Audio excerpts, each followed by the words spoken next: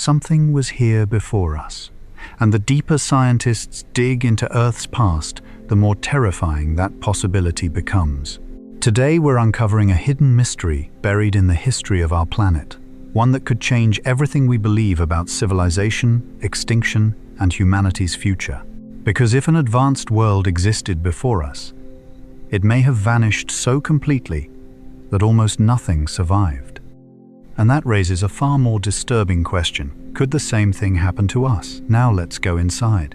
In the 4.5 billion year history of Earth, there have been at least 5 separate windows of time, each lasting tens of millions of years, long enough for an entire civilization to rise, reach its peak, vanish without leaving a single trace that modern science could detect. Not diminished traces, not partial traces, no traces at all. 5 windows, 5 chances, and we would never know. Now consider this. If every human being on Earth disappeared, tomorrow, all 8 billion of us, every city, every highway, every data center humming in a server farm in Nevada, every satellite orbiting overhead, and a geologist came looking 50 million years from now, what would they find? The answer, based on what geology actually tells us, is almost nothing. Everything humanity has ever constructed, every monument ever carved, every skyscraper ever photographed against a skyline compressed into a sediment layer thinner than a single sheet of paper buried somewhere deep beneath whatever landscape exists by then. That is not poetic license. That is what the science says.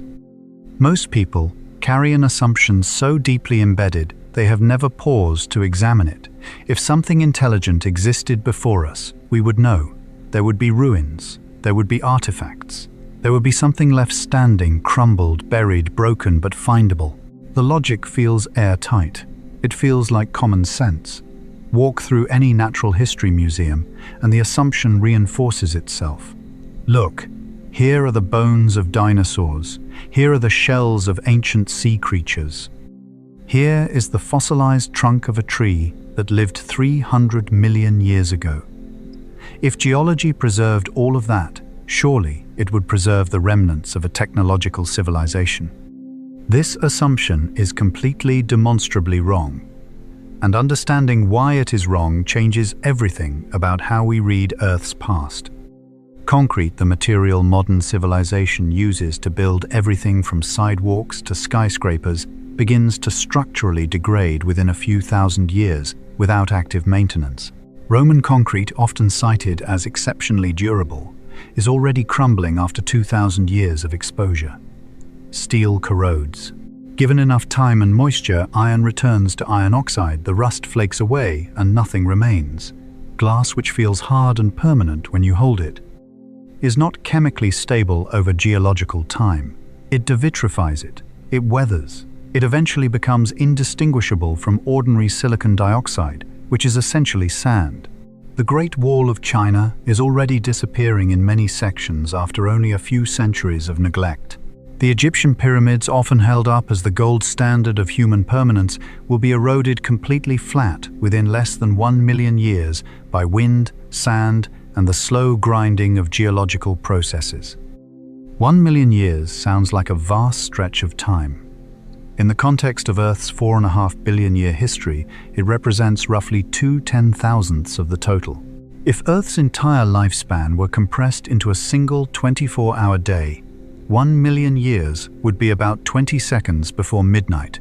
The pyramids will not survive those 20 seconds. The word permanent, as humans use it, simply does not translate to geological time. Plate tectonics drag entire ocean floors down into the mantle and melt them back into magma every 100 to 200 million years. The oldest oceanic crust on Earth, right now the most ancient surviving piece of ocean floor, is roughly 180 million years old and is actively being subducted toward its own destruction. Mountain ranges that took hundreds of millions of years to build get worn flat by rain and erosion. Coastlines shift by hundreds of kilometers. Rivers reroute themselves. Entire inland seas appear and then dry out completely. The surface of this planet is not a museum that preserves the past. It is a geological engine that continuously recycles and erases it. Given all of this, the question is not whether an ancient civilization could hide from us. The more unsettling question is how would we ever find it, even if we knew exactly where to look? The answer, it turns out, is that physical evidence is almost certainly gone.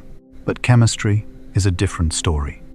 Scientists found something embedded in rock, 56 million years old, drilled from ocean floor, sediment, cores collected from locations scattered across the Pacific, the Atlantic, and the Arctic. Not a ruin, not a fragment of any solid object. What they found was a chemical signature, a fingerprint so specific in its isotopic composition, so consistent across thousands of kilometers of geological separation, and so abrupt in its appearance in the record that when researchers began analyzing it carefully, really carefully with modern instruments, and a genuine willingness to follow the data wherever it led, it matched something unexpected. It matched almost precisely the chemical signature that human industrial civilization is generating in Earth's atmosphere right now. The event carrying this signature is called the Paleocene-Eocene Thermal Maximum, abbreviated in the scientific literature as the PETM. It marks a boundary in geological time, 56 million years in the past. Within what geologists characterize as a geological instant, a window estimated at somewhere between 5,000 and 20,000 years, which in the context of deep time is essentially a flash. An enormous quantity of carbon entered Earth's atmosphere. Published estimates from peer-reviewed research place the total between 3,000 and 7,000 gigatons of carbon released during that interval. For comparison, the entirety of human industrial activity since the beginning of the coal era, from the late 1700s through today, has released approximately 400 gigatons of carbon. The PETM released somewhere between 7 and 17 times that amount, in a fraction of the time. The consequences were planetary in scale. Global average temperatures rose by 5 to 8 degrees Celsius, and that kind of warming sustained over thousands of years is not a weather event. It is a reorganization of the entire climate system. Oceans acidified as carbon dioxide dissolved into seawater and formed carbonic acid. Species went extinct. Deep ocean temperatures climbed by 4 to 5 degrees Celsius, which represents an almost incomprehensible quantity of absorbed heat energy when you consider the volume of water involved. The planet shifted into a fundamentally different climate state, and geological records show it took between 170,000 and 200,000 years before conditions stabilized again. What caused it? 3 decades of intensive research, hundreds of published papers, thousands of sediment cores analyzed, and the honest answer from the scientific community remains we do not fully know. The trigger has not been definitively identified. The source of all that carbon has not been conclusively proven. Every proposed natural mechanism has gaps in it. Some gaps involve timing that does not fit. Others involve carbon volumes too large to explain. Others involve isotope ratios that do not quite match what the proposed mechanism would actually produce. And that is where the story becomes genuinely strange, because the chemical fingerprint in those 56-million-year-old rocks does not cleanly match volcanic carbon. It does not perfectly match methane from ocean sediments. What it matches with uncomfortable precision is the carbon signature of burning organic material on an industrial scale. But before understanding exactly why that match is so disturbing, it is necessary to understand what Earth actually remembers and what it forgets. The floor of the ocean is one of the most extraordinary natural archives that exists anywhere on this planet. Every single year, a layer of material, extraordinarily thin, often less than a centimeter, settles onto it. Particles of sediment carried downstream by rivers and eventually out to sea. The calcium carbonate shells of microscopic organisms called foraminifera, which lived their brief lives in the water column above, and sank when they died. Dust carried by wind from distant continents. The slow chemical settling of minerals precipitating out of seawater, all of it accumulating year after year, century after century, in undisturbed layers stacked on top of one another like the pages of an autobiography written by the planet itself. Each layer is a snapshot, a precise record of what the climate was doing at that moment, what chemistry the ocean held, what organisms were alive, what gases the atmosphere contained. Drill down through enough layers, and you are not reading history, you are traveling through it. The analogy that comes closest to everyday experience is the growth rings of a tree. Every year, a tree lays down a ring whose width and density reflect the conditions of that growing season. A wet year produces a wide ring. A drought year produces a narrow one. Foresters can read centuries of climate history from a single trunk cross-section. Ocean sediment cores do something similar, except the record they carry spans not centuries, but hundreds of millions of years. A single core drilled from the right location on the Pacific floor can contain 50 million years of continuous, uninterrupted planetary memory in a cylinder of sediment, roughly the diameter of a soup can. Reading that memory requires tools that did not exist a generation ago. The most important of them for understanding what happened during the PETM and events like it is the analysis of carbon isotope ratios, specifically the ratio between carbon-12 and carbon-13, the two stable, non-radioactive forms of carbon found in nature. Carbon-12 is the lighter, far more abundant isotope. Carbon-13 is slightly heavier, rarer, and behaves just fractionally differently in chemical reactions.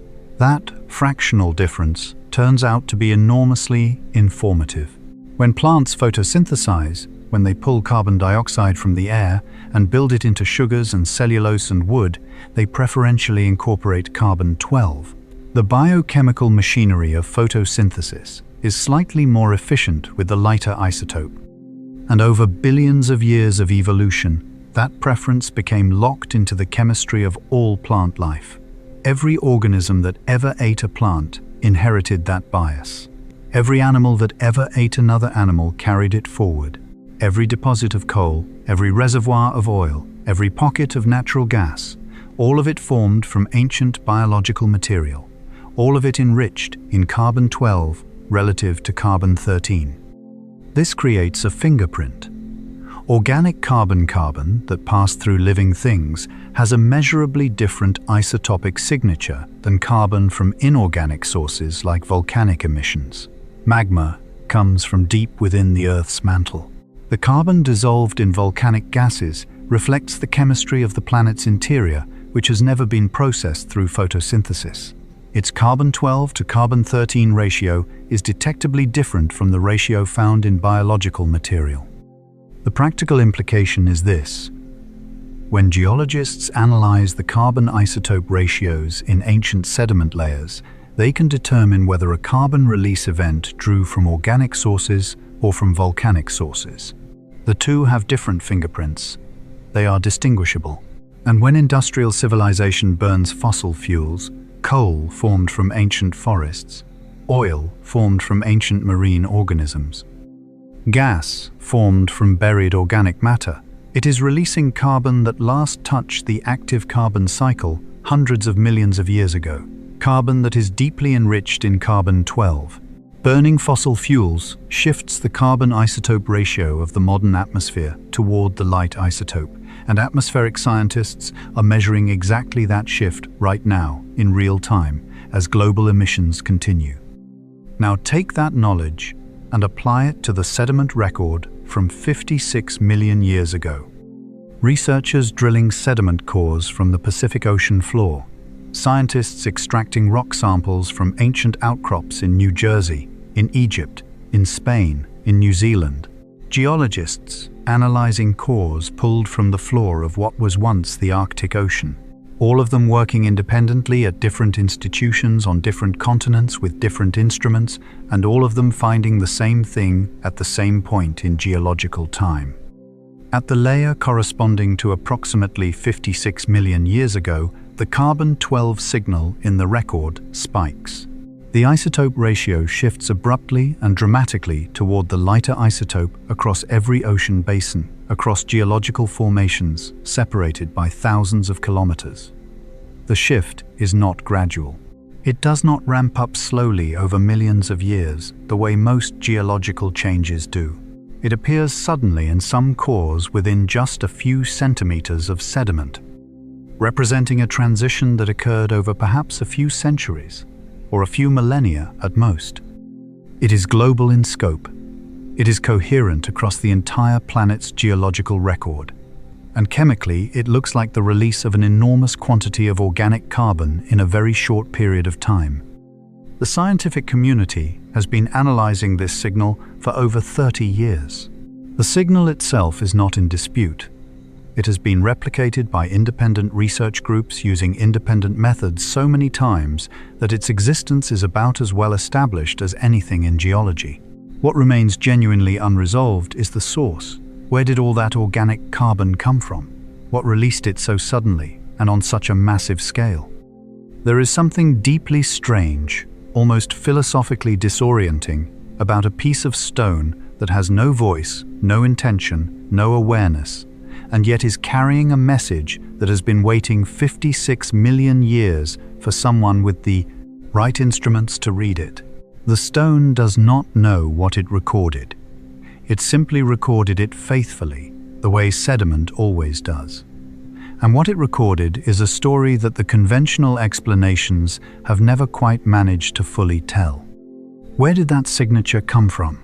This is exactly where every conventional explanation begins to wobble.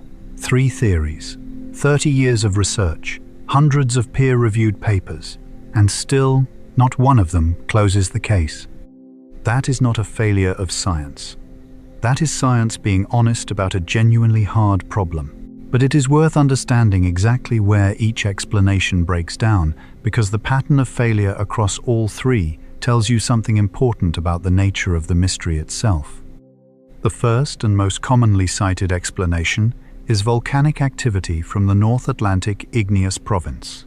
Around 56 million years ago, as the North Atlantic Ocean was actively rifting, enormous quantities of magma erupted across what is now Greenland, Iceland, and the seafloor between them.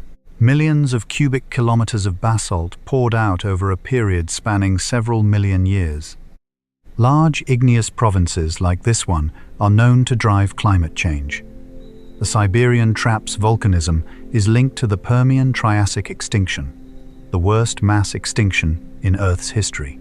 So, the connection to the PETM seems natural. It seems logical. Except the timing does not work. The North Atlantic volcanic episode stretched across multiple millions of years.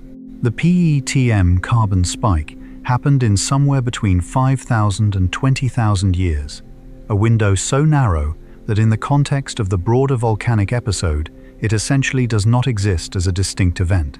You cannot explain a pulse that sharp with a source that diffuse. The carbon released during the PETM is not a slow volcanic exhale spread over millions of years. It is a sudden, massive injection concentrated in a geological eye blink.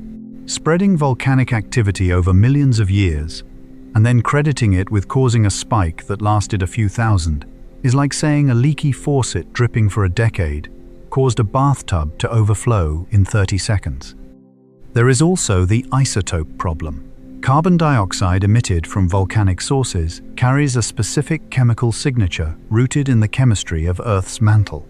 It is not as depleted in carbon-13 as organic carbon is. The PETM signal leans heavily toward carbon-12, far more heavily than pure volcanic emissions would produce. To make the math work, proponents of the volcanic theory have suggested that rising magma may have intruded through sedimentary basins rich in coal and organic-rich rock, essentially baking that organic material and releasing carbon with a more biological, isotopic character. It is a plausible mechanism. There is even some geological evidence that intrusions occurred in parts of the North Atlantic basin. But the volume of organic sediment that would need to have been thermally cooked simultaneously across a vast area in a few thousand years. That is a very large number that has never been fully accounted for. The second major explanation centers on methane clathrates. These are crystalline structures, sometimes called methane ice, that form in deep ocean sediments under conditions of high pressure and low temperature. Water molecules arrange themselves into lattice cages that trap methane produced by microbial decomposition of organic matter. The world's ocean floors contain enormous quantities of this frozen methane, and the structure is sensitive to temperature. Warm the deep ocean enough, and the lattice destabilizes. The methane escapes. And methane is a powerful greenhouse gas, roughly 80 times more potent than carbon dioxide over a 20-year time frame. So a large enough release would warm the climate rapidly, destabilize more clathrates, release more methane, create a self-amplifying feedback loop. The mechanism is real, the physics is sound, the problem is everything else.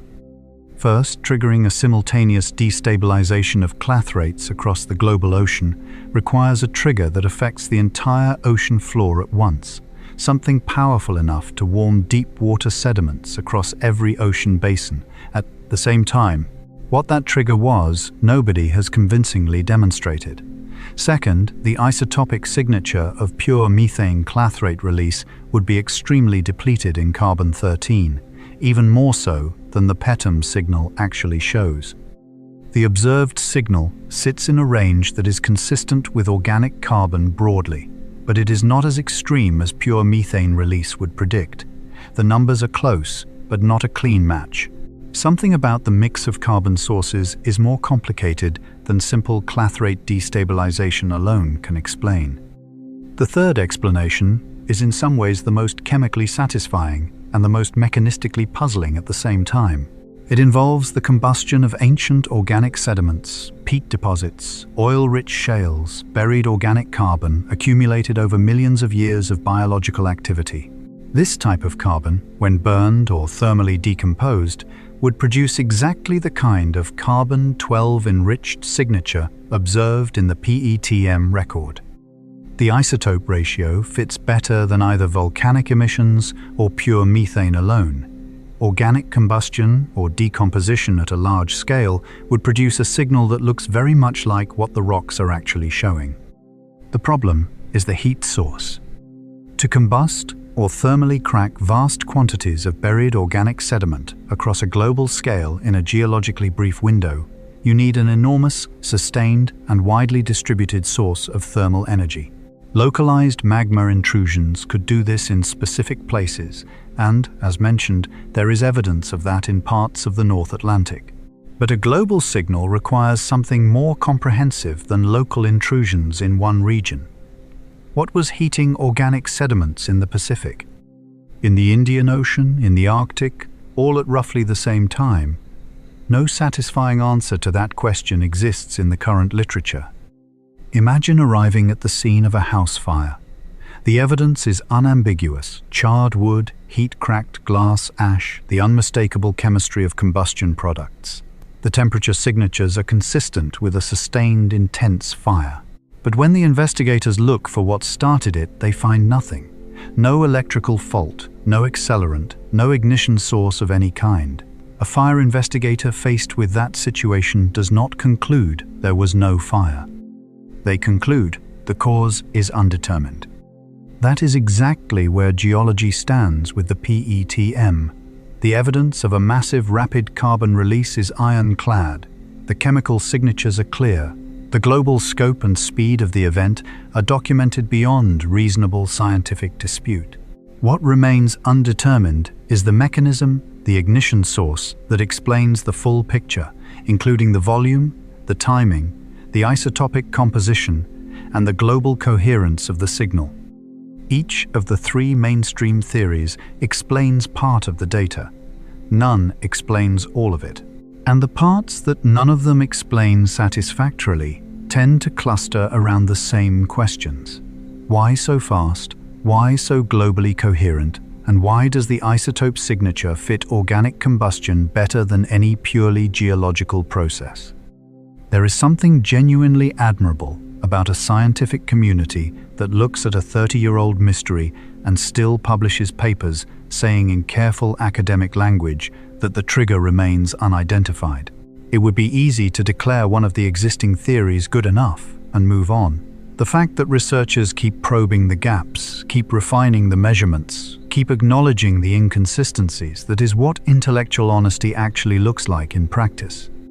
Science does not pretend to certainty it does not have.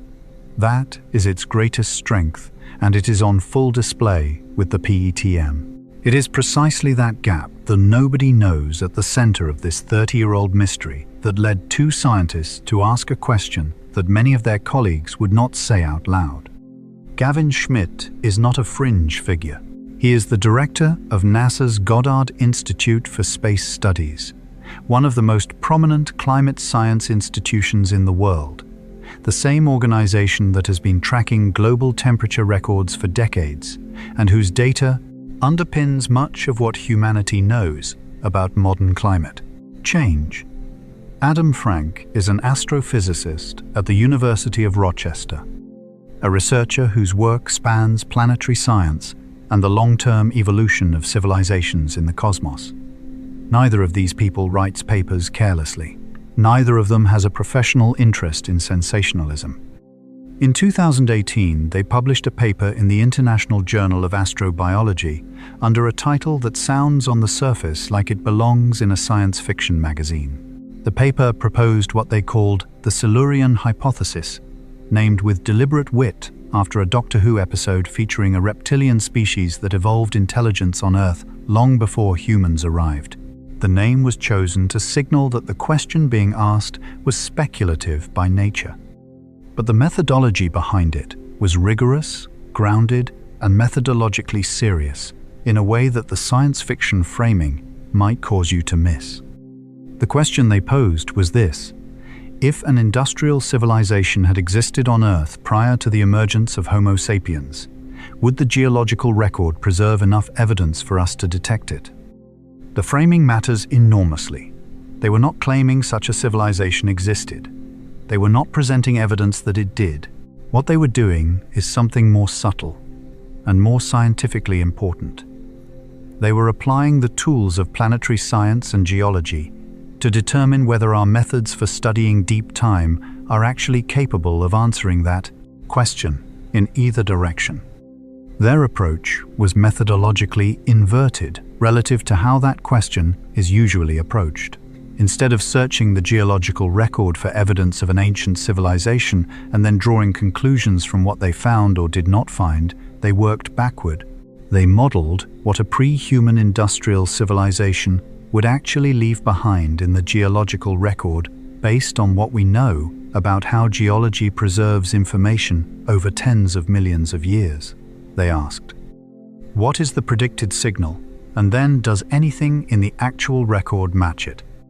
The modeling results were stark. Physical structures gone essentially without trace within a few million years of abandonment. Metal concentrations in landfill sites dispersed and diluted by erosion and plate tectonics until indistinguishable from natural geological variation. Radioactive isotopes from nuclear activity decayed past detection thresholds within a few million years at most. What would survive? What could plausibly persist in the geological record across tens of millions of years was a narrow set of chemical signatures, an anomalous shift in carbon isotope ratios, a spike in atmospheric carbon dioxide concentrations preserved in the chemistry of ocean sediments and ancient soils, evidence of rapid ocean acidification, a pattern of biological disruption and extinction concentrated in a geologically brief interval. 4 chemical and biological fingerprints. That is the complete list of what an industrial civilization by Schmidt and Frank's modeling would leave behind after 10 million years. Now compare that list to what the geological record actually shows at the PETM boundary. Anomalous carbon isotope shift, present global and abrupt. Rapid atmospheric carbon dioxide increase, documented across multiple geological proxies. Ocean acidification confirmed through the dissolution of calcium carbonate shells in sediment cores worldwide. Concentrated extinction event in a brief geological interval. Recorded in the Foram record and supported by paleontological data from multiple environments. Every predicted signal present at the right magnitude, at the right speed. Schmidt and Frank were careful, almost painstakingly careful, to state what this does and does not mean. It does not mean there was a civilization. The fossil record from the Paleocene-Eocene boundary shows continuous biological evolution without any of the hallmarks associated with technological intelligence. No evidence of agriculture, domestication, large-scale construction, or the kinds of ecological restructuring that human civilization produced even in its earliest phases. The paleontological case against an ancient technological civilization during the Petam is real, and it matters.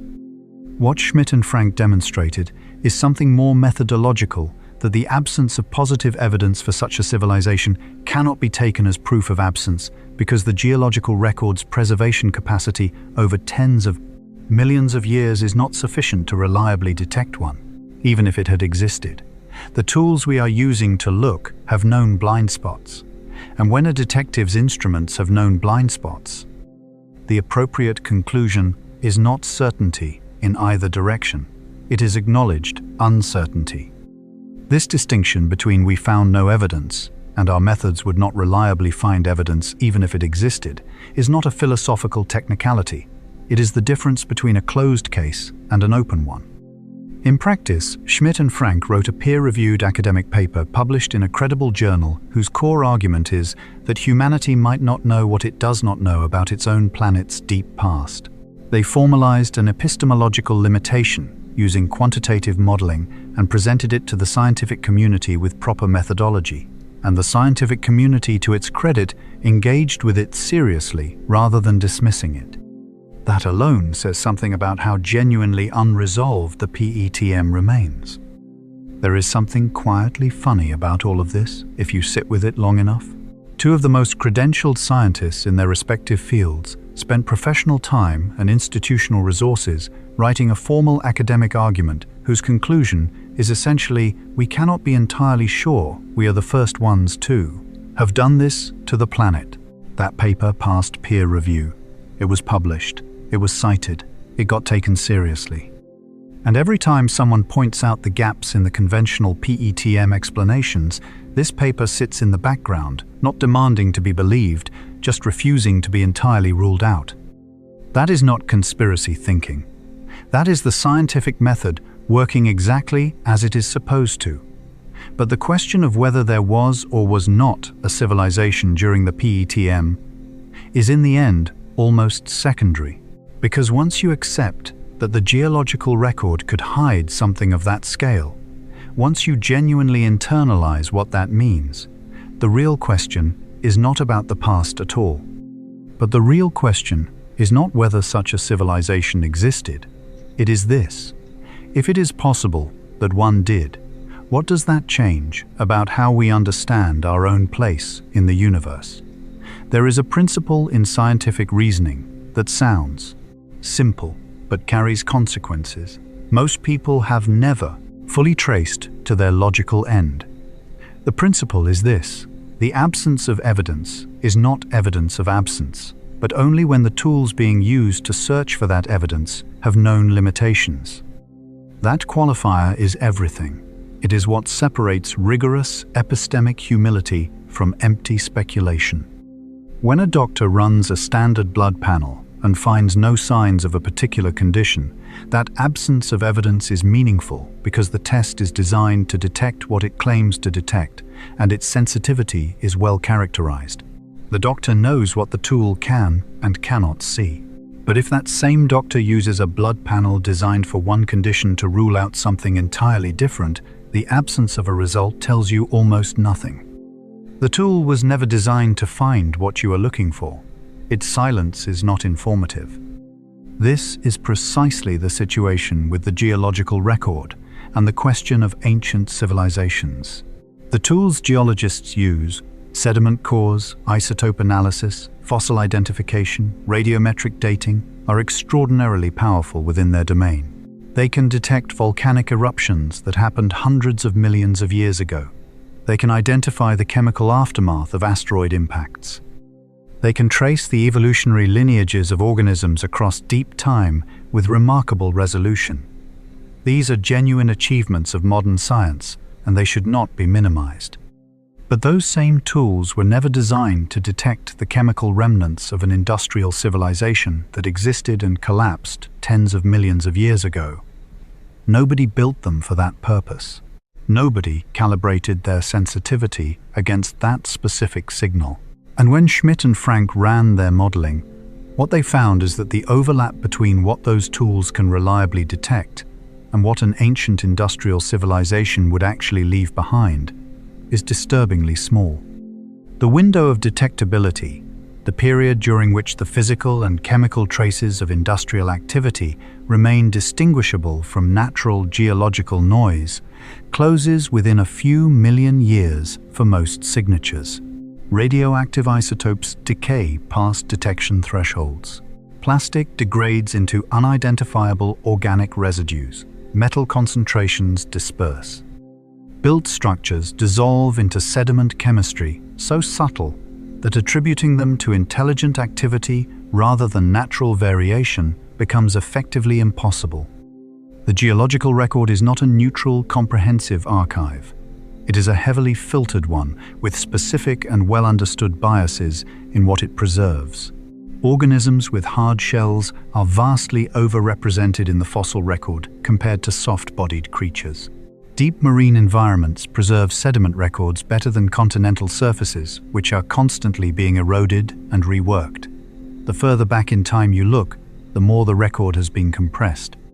Altered by heat and pressure, subducted into the mantle, or simply erased by the restless recycling of the planet's crust. Expecting this system to reliably preserve evidence of something as geologically ephemeral as industrial civilization, and then treating its silence as a definitive verdict, is a logical error. The parallel from astronomy is instructive. Before the development of infrared telescopes, astronomers studying star formation regions in molecular clouds were working almost blind in those environments. Visible light cannot penetrate the dense dust clouds where new stars are born. Early surveys of those regions found very little, and for a long time relatively little was inferred about what was happening inside them. Then infrared astronomy matured.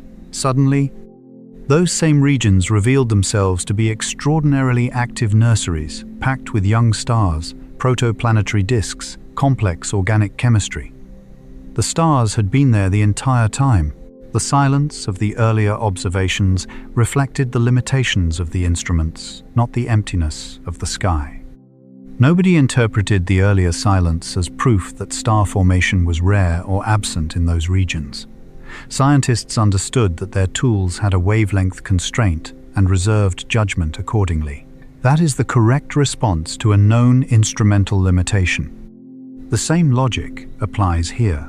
If the geological record's capacity to preserve evidence of ancient industrial activity is limited in the ways Schmidt and Frank's modeling suggests, and the modeling is based on well-established geological principles, not speculation, then the absence of a clear signal from 56 million years ago cannot function as a clean verdict.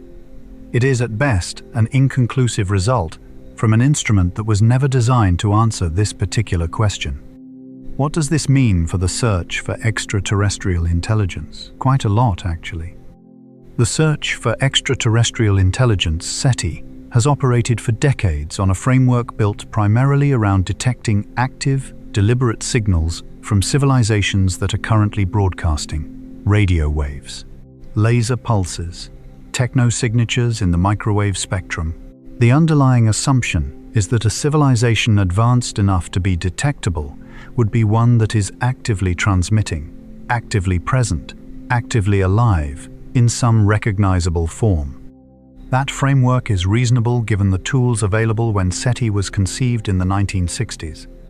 But if the lesson of the Silurian hypothesis is correct, that civilizations can rise, industrialize, collapse, and leave only a faint chemical whisper in the geological record of their home planet, then the SETI framework is missing an entire category of what it might mean to find evidence of intelligence in the cosmos. Dead civilizations. Civilizations that industrialized triggered irreversible changes to their planetary environment, collapsed before developing interstellar communication capacity, and have been gone for millions of years. The geological record of their home planets might carry the same kind of carbon isotope anomaly, the same kind of ocean acidification signature, the same kind of compressed extinction layer that we see at the PETM boundary.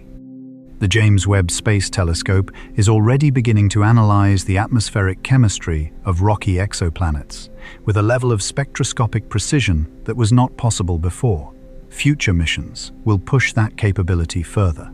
If the right chemical signatures, anomalous carbon ratios, unexpected industrial byproducts, the kinds of atmospheric compositions that do not arise from purely geological or biological processes appear in the spectrum of a distant planet, it might not mean that civilization is alive there. It might mean it was there. And understanding what that distinction looks like, what the chemical fingerprint of a collapsed industrial civilization resembles versus an active one, requires exactly the kind of thinking that Schmidt and Frank applied to the PETM. Acknowledging the limits of what geology can preserve does not weaken science. It does the opposite. A method that honestly accounts for its own blind spots is more reliable than one that treats its silences as answers. The history of science is full of moments where recognizing the boundary of an instrument's sensitivity opened up an entirely new field of inquiry. Infrared astronomy, gravitational wave detection, the cosmic microwave background. Every one of those breakthroughs began with someone asking, "What are we missing and why?" The Silurian Hypothesis is that kind of question applied to Earth's own history. It does not require ancient aliens or lost civilizations to be scientifically valuable.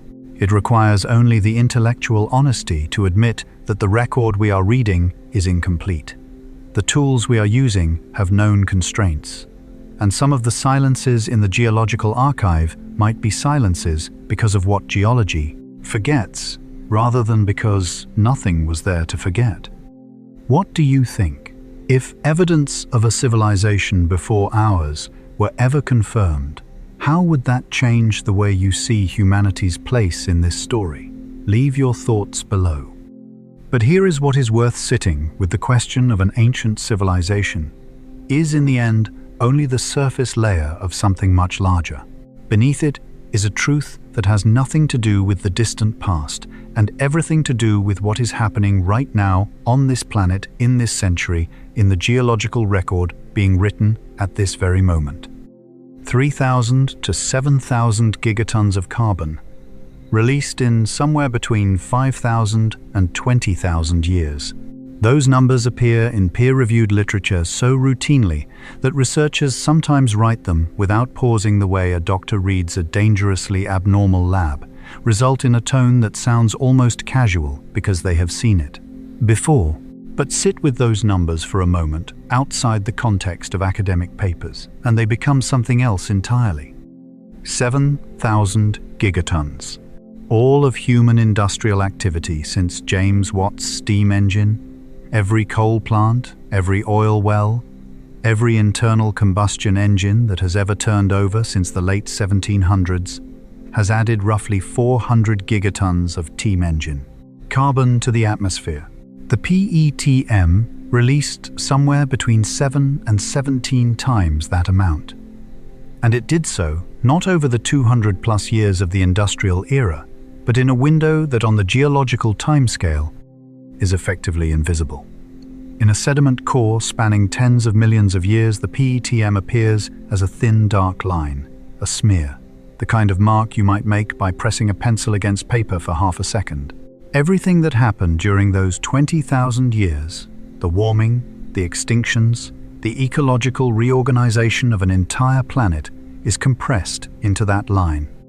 The climate consequences were not subtle. Global average temperatures rose by 5 to 8 degrees Celsius across the duration of the event. That range might sound modest to someone accustomed to thinking about daily weather fluctuations, but it is not a weather number. It is a planetary restructuring number. The difference in global average temperature between today and the peak of the last ice age, when ice sheets covered large portions of North America and Europe, and sea levels were roughly 120 meters lower, is approximately 5 to 6 degrees Celsius. The PETM produced warming of comparable or greater magnitude, but in the opposite direction, and it did so in a fraction of the time that ice ages take to develop. The world that emerged looked almost unrecognizable by the standards of anything living today. The Arctic Ocean, which currently sits beneath ice for most of the year and reaches surface temperatures barely above freezing even in summer, warmed to surface temperatures of around 23 degrees Celsius during the PETM. That is warmer than the average ocean surface temperature off the coast of Miami. Fossil pollen records from Arctic sediments of that age contain the signatures of subtropical vegetation.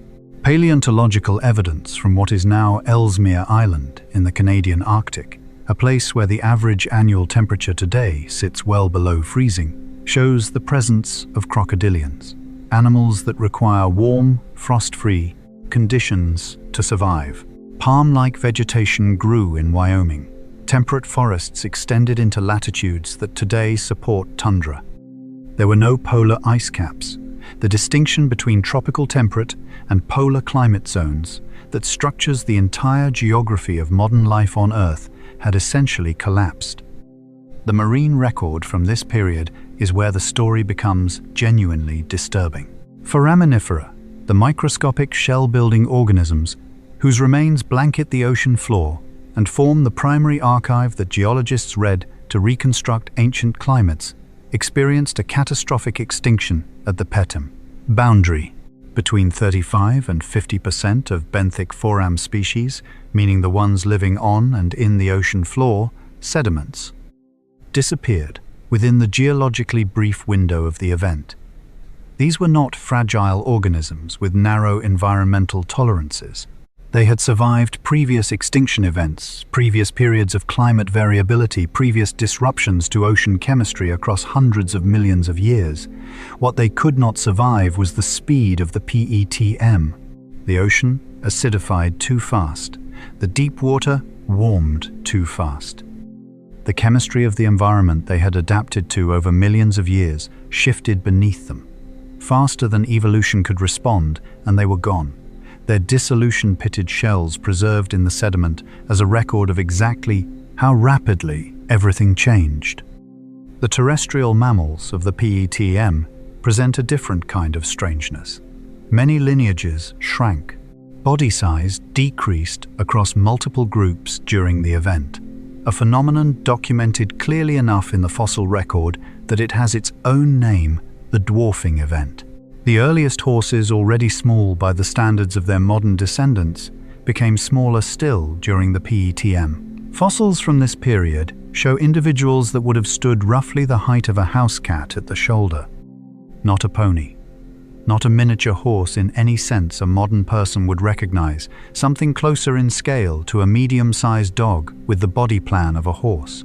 The shrinkage is visible directly in the fossil teeth, as researchers move upward through sediment layers spanning the PETM. The molars of early equids get progressively smaller, then recover after the event ends. The leading explanations for this dwarfing involve a combination of heat stress. Smaller bodies dissipate heat more efficiently, relative to their mass and nutritional changes driven by elevated atmospheric carbon dioxide. Plants grown under high CO2 conditions tend to grow faster, but produce less protein and fewer key nutrients per unit of biomass. A world flooded with carbon dioxide is a world where the food, though abundant, is less nourishing. Smaller bodies need less of it. Evolution.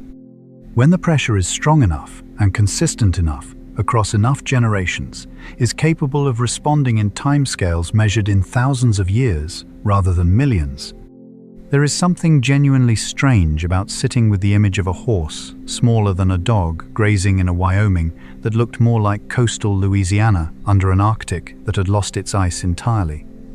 That world existed. It is not hypothetical. The fossils are real, the chemistry is real, the sediment record is real, and it got that way because carbon entered the atmosphere at a rate the planetary system could not absorb fast enough to prevent catastrophic warming. The mechanism is not mysterious. The physics has not changed. And now, when looking at what humanity is doing, the numbers begin to become undeniable. The PETM released its carbon over somewhere between 5,000 and 20,000 years.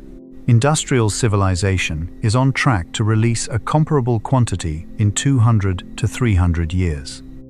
That is not a rounding error. That is a difference of at least 20 times the speed, and potentially 100 times depending on which end of the PETM's estimated duration you use for comparison. The same mass of carbon, a fraction of the time, forced into an atmosphere and ocean system that operates on the same physical and chemical principles it operated on 56 million years ago, because those principles do not change. Atmospheric carbon dioxide concentration has now exceeded 422 parts per million as of measurements recorded in 2024. The last time Earth's atmosphere held that much carbon dioxide was approximately 3 to 4 million years ago, during the Pliocene epoch, a period when global average temperatures were 2 to 3 degrees Celsius warmer than pre-industrial levels, and sea levels stood somewhere between 15 and 25 meters higher than today. Those Pliocene coastlines did not look like modern coastlines. The areas where Miami, New Orleans, Washington, D.C., and large portions of coastal Florida currently exist were underwater. Not flooded underwater, as in beneath the surface of the ocean, as a baseline condition. The rate of increase is as alarming as the absolute level. Carbon dioxide is currently rising at approximately 2.5 parts per million per year. Ice cores drilled from Antarctica preserve a continuous record of atmospheric composition, stretching back 800,000 years, capturing multiple ice age cycles and the warm interglacial periods between them.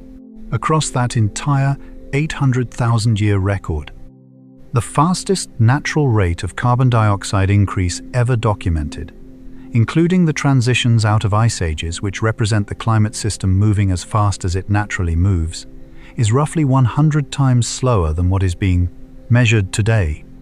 The analogy that captures this most honestly is not a dramatic one, it is mundane, which somehow makes it worse. Imagine filling a glass with water. The PETM did it in roughly 10 minutes, fast enough to be alarming if you were watching slow enough that the glass had some time to overflow gradually. Human industrial emissions are doing the equivalent in about 6 seconds. The glass does not have time to respond. The overflow happens before any equilibrating process can engage. The natural carbon sinks the forests, soils, and especially the oceans that absorb CO2 from the atmosphere and sequester it through biological and chemical processes are built for the 10-minute pour. They are not built for 6 seconds. The ocean currently absorbs approximately 26% of total human carbon dioxide emissions annually. This is an enormous quantity of carbon removal, and without it, atmospheric concentrations would be rising even faster than they are. But the absorption comes at a cost that the PETM already demonstrated. When carbon dioxide dissolves in seawater, it forms carbonic acid. Ocean pH has dropped by approximately 0.1 units since pre-industrial times, a shift that represents a 26% increase in hydrogen ion concentration because the pH scale is logarithmic. The current rate of ocean acidification is faster than anything recorded in the geological proxy record for the past 66 million years. The foraminifera alive in the ocean right now are experiencing chemical conditions that their lineage has not encountered since the PETM boundary. The ones alive during the PETM had a 35 to 50% extinction rate. In the Arctic permafrost ground that has remained frozen continuously for thousands of years, in some cases for hundreds of thousands of years, is thawing. Embedded within that frozen ground is an enormous reservoir of organic carbon, the partially decomposed remains of plants and animals that died during past cold periods and were preserved by the cold before decomposition could run its course. As permafrost thaws, microbial activity resumes, and that stored carbon begins releasing as both carbon dioxide and methane. Current estimates suggest Arctic permafrost contains somewhere between 1,500 and 1,600 gigatons of carbon, roughly double the total amount currently in the atmosphere. The warming that triggers its release also accelerates the warming that triggers more release. This is not a theoretical future feedback. Measurements from permafrost monitoring networks already show net carbon release from Arctic soils in regions where permafrost degradation has advanced furthest. The PETM had a version of this same feedback built into its amplification. The parallels are not metaphorical, they are mechanistic. If you know that the planet has been through something like this before, and that recovery took between 170,000 and 200,000 years, what does the word future actually mean to you? Not as an abstraction, but as something you are genuinely trying to orient yourself toward. That is worth sitting with. But this is not the most frightening part. The most frightening part is what is happening beneath the surface of the water, literally. Ocean pH has dropped by 0.1 units since the pre-industrial era. Written that way, the number sounds almost trivial. A tenth of a unit on a scale that runs from 0 to 14. It sounds like a rounding error. It sounds like the kind of measurement uncertainty that gets averaged out in the final analysis. It is not trivial, not even close. The pH scale is logarithmic, which means each unit change represents a tenfold change in actual hydrogen ion concentration. A drop of 0.1 units does not represent a 10% increase in acidity. It represents a 26% increase in the concentration of hydrogen ions in the ocean's surface water. In the context of marine chemistry, which has remained relatively stable for millions of years, that is an enormous shift.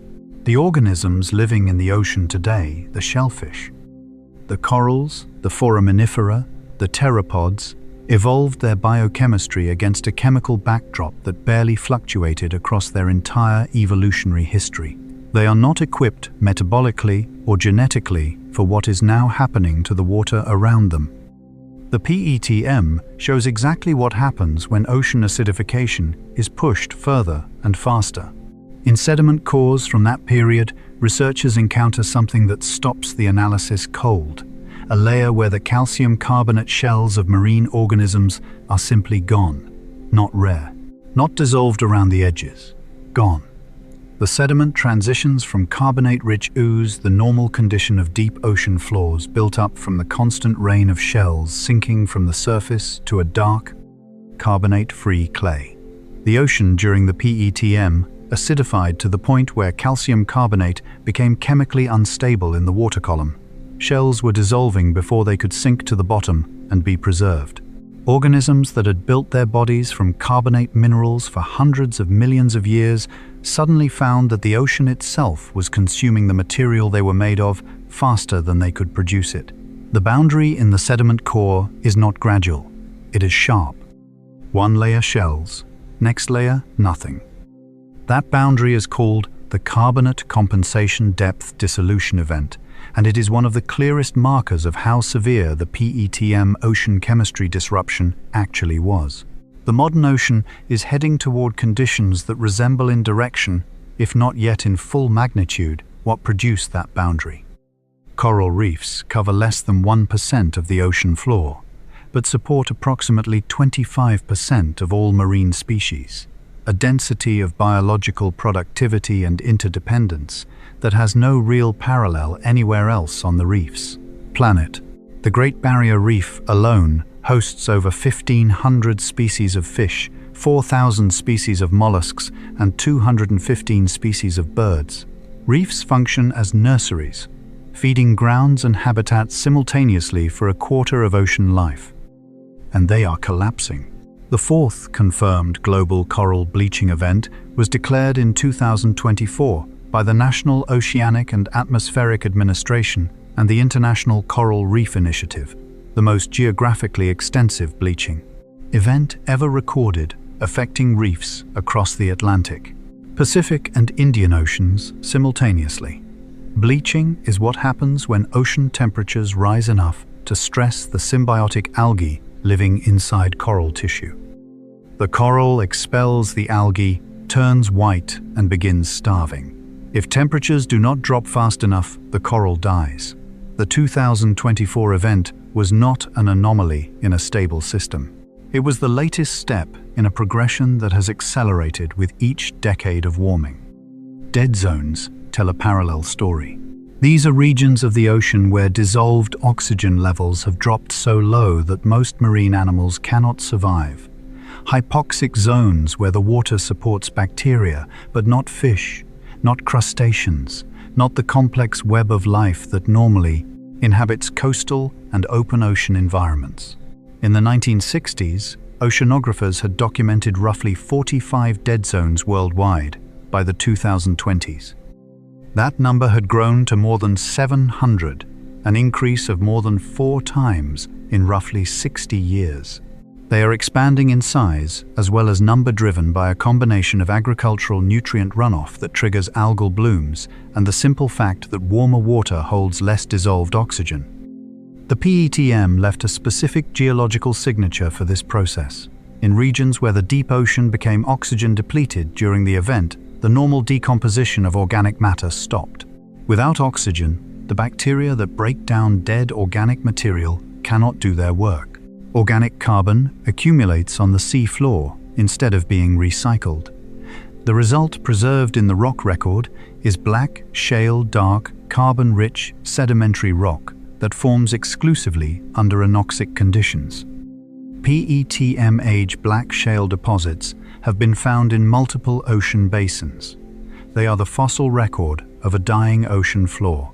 The process generating them was a consequence of rapid warming, disrupting the circulation patterns that normally deliver oxygen to deep water.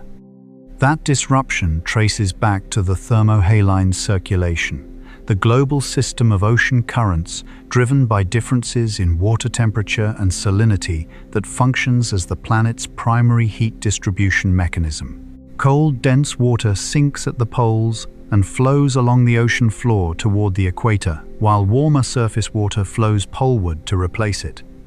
This conveyor belt moderates climate across every continent. It keeps northwestern Europe significantly warmer than its latitude would otherwise allow. It distributes nutrients through the ocean. It carries oxygen into the deep. Studies published in Nature in 2021 and 2023 have documented evidence that the Atlantic meridional overturning circulation, the North Atlantic branch of this system, is showing signs of weakening at rates that have not been observed in over a millennium. A significant slowdown or collapse would not just affect ocean biology. It would fundamentally alter precipitation patterns across North America and Europe, intensify storms, and shift the entire geography of regional climate in ways that existing infrastructure and agriculture are not designed to handle. The ocean is the largest carbon sink, the largest heat reservoir, the largest life support system on this planet.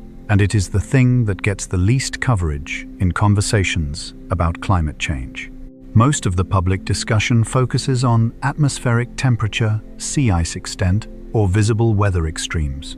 The ocean, which has absorbed more than 90% of the excess heat generated by greenhouse warming since the industrial era, and roughly a quarter of all emitted carbon dioxide, processes its crisis largely out of sight and largely out of the conversation. That may be the largest oversight in how this story is being told. On land, the story is no less dramatic, but it is unfolding in a way that most people have never quite imagined. A tipping point in a climate system is not a metaphor. It is a specific physical concept with a precise meaning, a threshold. in the state of a system beyond which the system's own internal dynamics sustain and amplify change, even after the original forcing that pushed it past the threshold has been removed. Cross it, and the process becomes self-perpetuating. Remove the cause, and the effect continues anyway, because the system has shifted into a different regime with its own logic, its own feedbacks, its own trajectory. The practical implication is that tipping points are not recoverable on human timescales simply by stopping the behavior that triggered them. They are, by definition, points of no return, not forever, but for time periods that dwarf anything a civilization can meaningfully plan around. In 2022, a landmark analysis published in the journal Science identified 16 major tipping elements in the Earth's climate system, subsystems of the planet that, if pushed past their individual thresholds, would undergo self-sustaining transformation, regardless of what happens to greenhouse gas emissions afterward. The assessment went further than previous analyses. It concluded that 5 of those 16 tipping elements may already have been activated at the current level of warming, which, at the time of publication, stood at approximately 1.1 to 1.2 degrees Celsius above pre-industrial baseline, not at 2 degrees, not at some distant future warming scenario. At the level of warming already locked in and already being experienced. The West Antarctic ice sheet is one of them. A study published in Nature Climate Change in 2023 found that the rate of ice loss from this system has accelerated beyond what models had projected, and that the dynamics of the marine ice sheet may already be committed to a trajectory that cannot be reversed, regardless of future emissions reductions. The West Antarctic ice sheet contains enough ice to raise global sea levels by 3 to 5 meters. Not over centuries in a best-case scenario, over centuries as a committed outcome from processes that may already be underway. 3 to 5 meters of sea level rise eliminates coastal geography that is currently home to hundreds of millions of people across every continent. It submerges significant portions of Florida, Louisiana, the Gulf Coast, the eastern seaboard lowlands, and essentially every low-lying coastal delta on Earth. The Amazon rainforest, a system covering roughly 5.5 million square kilometers cycling water through transpiration in volumes that effectively create their own regional rainfall patterns, is in the process of switching roles. Research published across multiple institutions has documented that significant portions of the southeastern Amazon have already transitioned from net carbon sink to net carbon source, meaning they are now releasing more carbon than they absorb.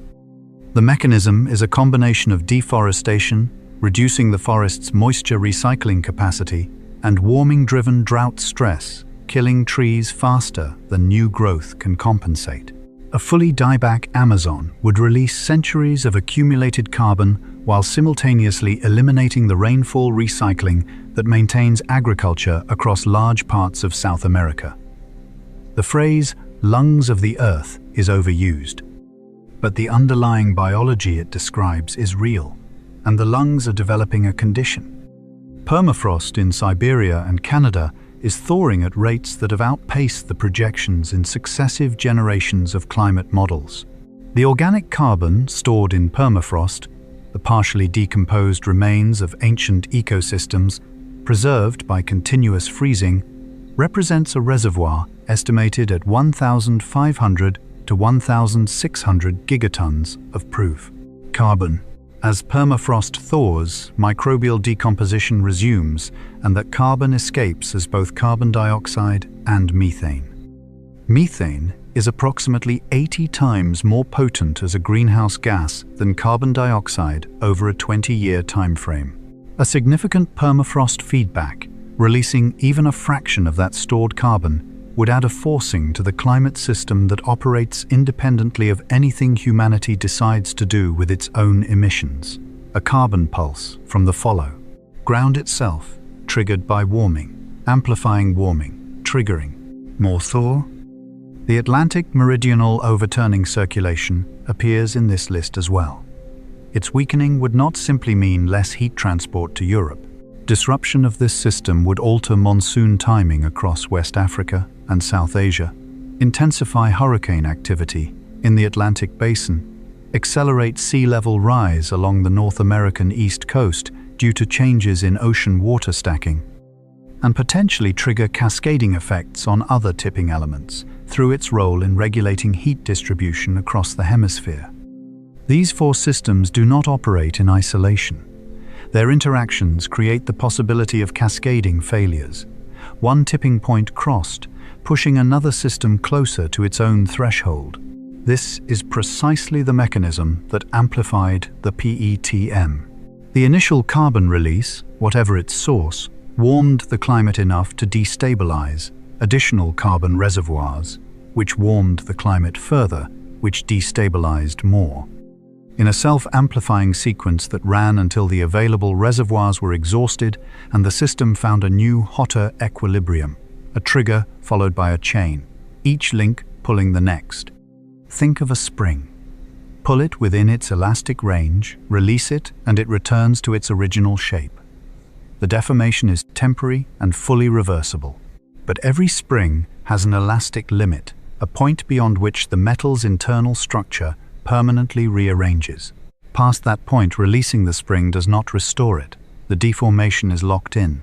The spring is a different object than it was before, and no amount of releasing the tension changes that. Planetary climate systems have the same property. The question that the tipping point research forces into focus is not whether these thresholds exist. The physics and the observations confirm they do. The question is, how many of them are currently in the process of being crossed, whether some crossings have already occurred without our full recognition of it, and what the cascade looks like if multiple systems interact. But within all of this, science is asking a question that extends far beyond Earth, a question not just about this planet, but about any civilization anywhere in the universe. The universe is 13.8 billion years old. It contains somewhere between 100 billion and 2 trillion galaxies, each holding hundreds of billions of stars. A conservative estimate puts the number of potentially habitable planets in the observable universe at somewhere in the tens of billions. And that figure applies just to our own galaxy, the Milky Way, before extending the calculation outward to everything else. The conditions for chemistry, for liquid water, for the kind of energy gradients that drive biological processes have existed across cosmic scales for billions of years longer than Earth has existed at all. And yet, silence. No confirmed signal, no detected transmission, no artifact, no megastructure, no anomaly in any wavelength that has survived rigorous analysis as evidence of intelligence beyond this planet. The search for extraterrestrial intelligence has been running systematic observations for over 60 years, scanning millions of star systems across multiple frequency ranges. Nothing. The silence is not from lack of looking. It is comprehensive, persistent. And if you think carefully about what the numbers imply, deeply strange. This is the Fermi paradox. The Italian-American physicist Enrico Fermi crystallized it into a single question during a lunch conversation at Los Alamos in 1950, though the implications had been circling the edges of astronomy for years before anyone put it so bluntly. If the universe is this old, this large, and the conditions for life this widespread, where is everybody? The Great Filter Hypothesis is one of the most serious attempts to answer that question.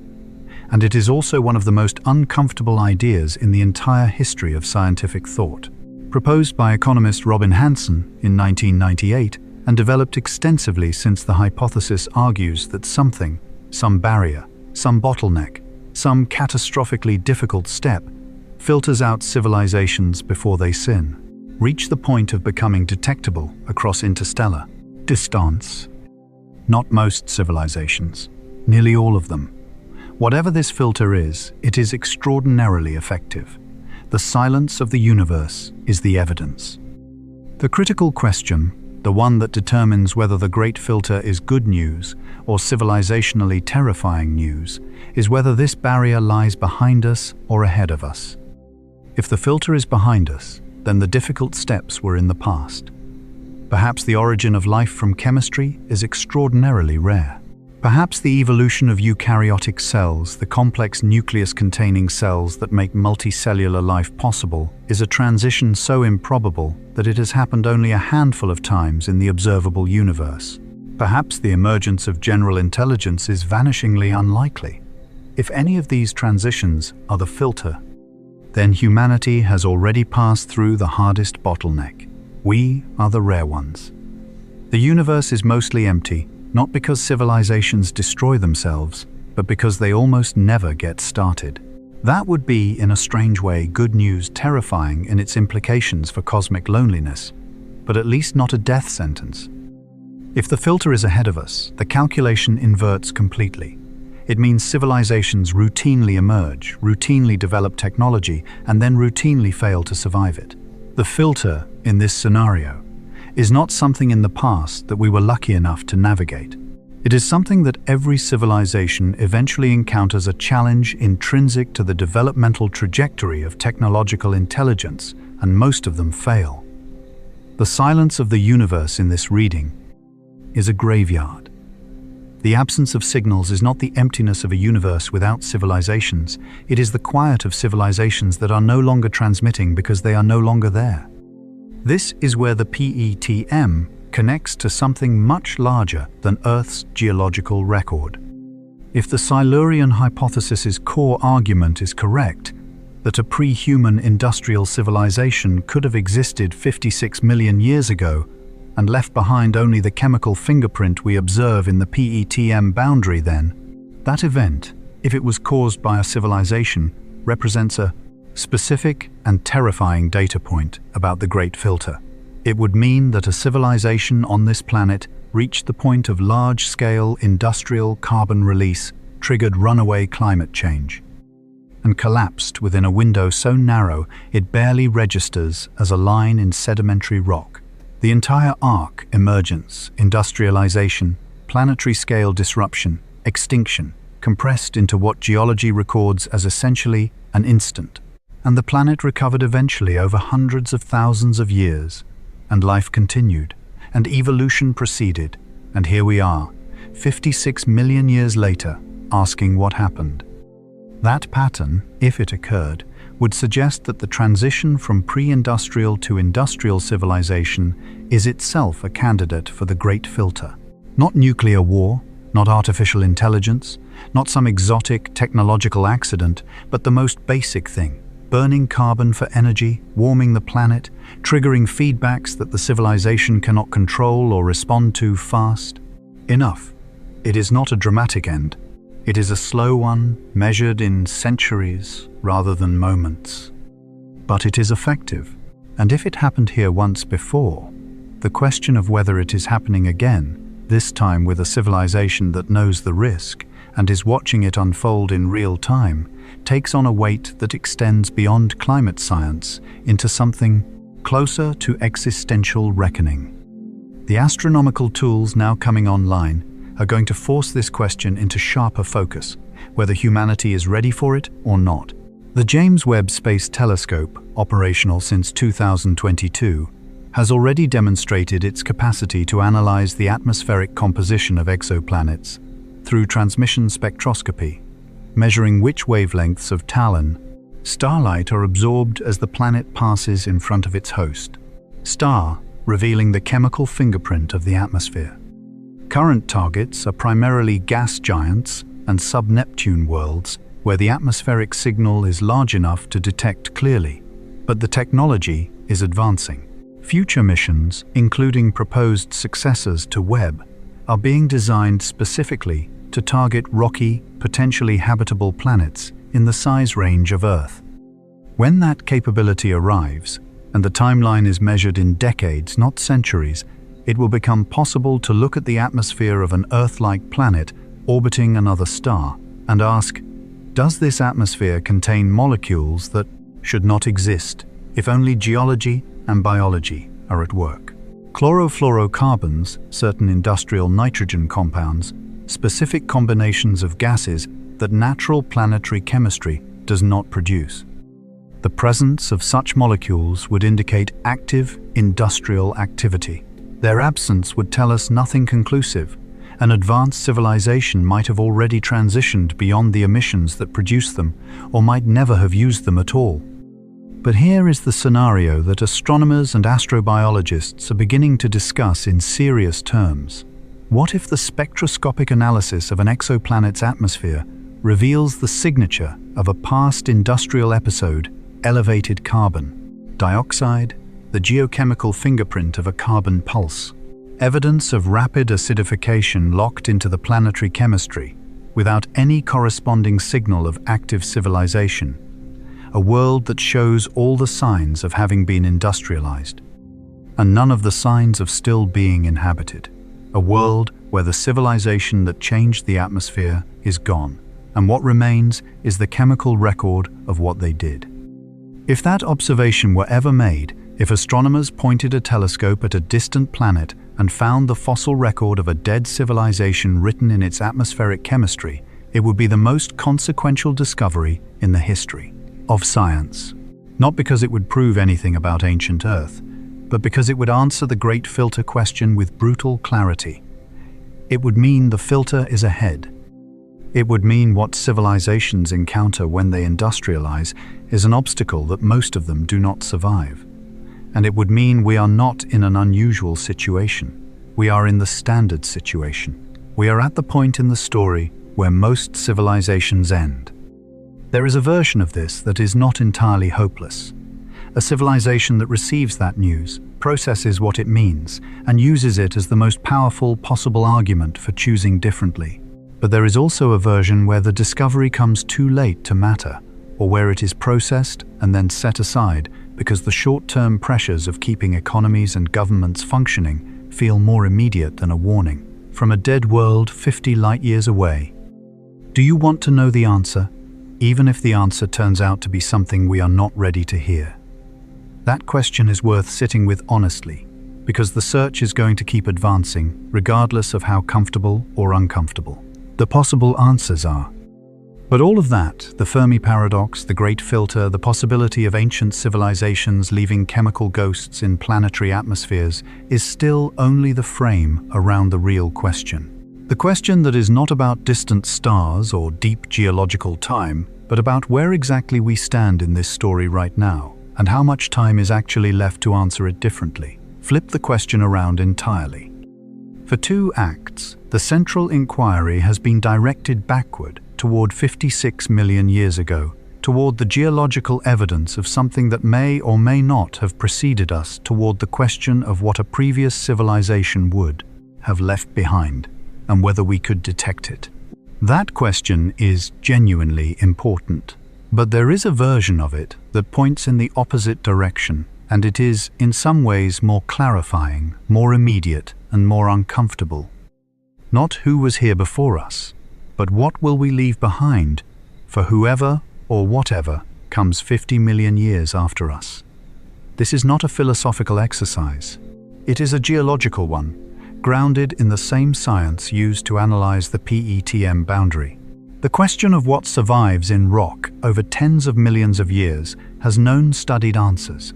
And when those answers are applied to the civilization currently operating on this planet, the results are both illuminating and deeply strange. Start with radioactive isotopes. Before July 16, 1945, the date of the Trinity test in New Mexico, the first detonation of a nuclear device, the concentration of certain artificial radionuclides in Earth's environment was effectively 0. Plutonium-239 does not occur in meaningful quantities through natural processes. Neither does cesium-137. Neither do the specific ratios of carbon-14 produced by atmospheric nuclear weapons testing. From 1945 through the Partial Nuclear Test Ban Treaty of 1963, hundreds of atmospheric nuclear detonations distributed these isotopes globally. They settled into soils, into lake sediments, into ocean floor deposits, into ice cores, into tree rings.